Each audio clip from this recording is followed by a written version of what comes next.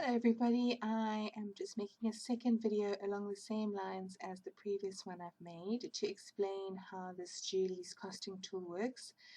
This is the Excel version. The other video shows you how to use it on Google Sheets.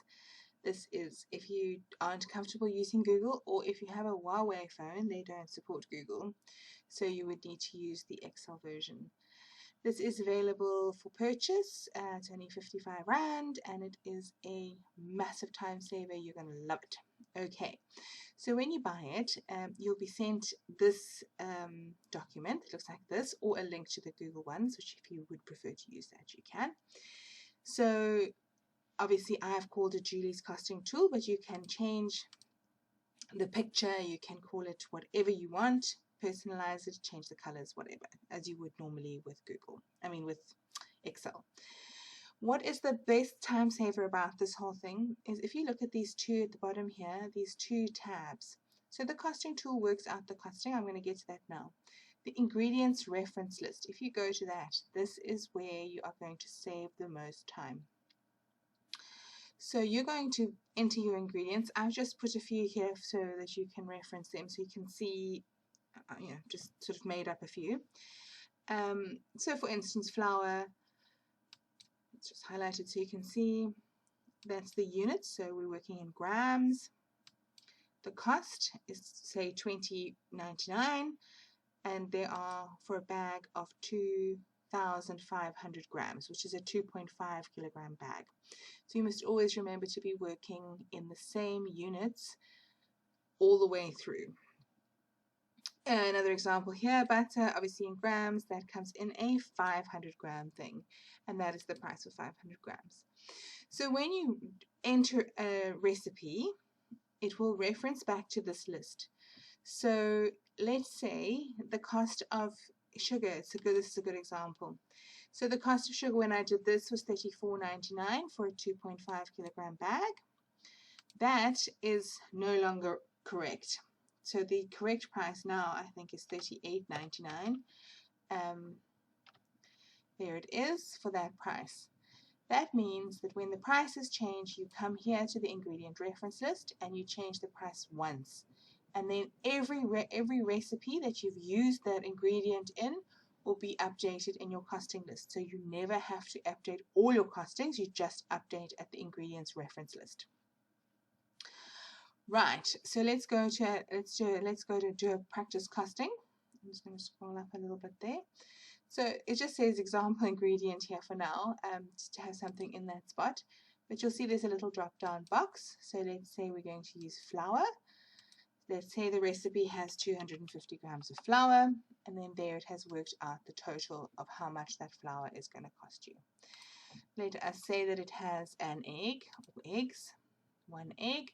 One egg is 2 Rand. I don't actually think it really is, but that's just an example.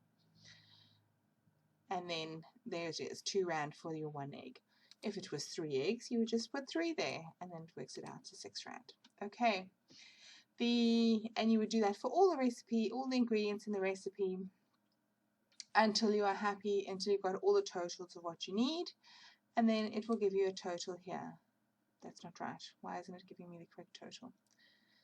Hang on.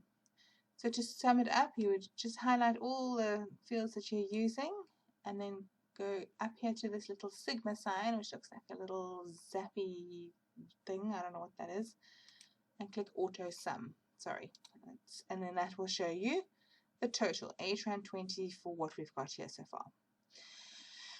From there, you would obviously times it by 3 or add whatever decorations and every other thing to work out your selling price. It doesn't work out the selling price, you need to do that, it just works out the cost for the recipe.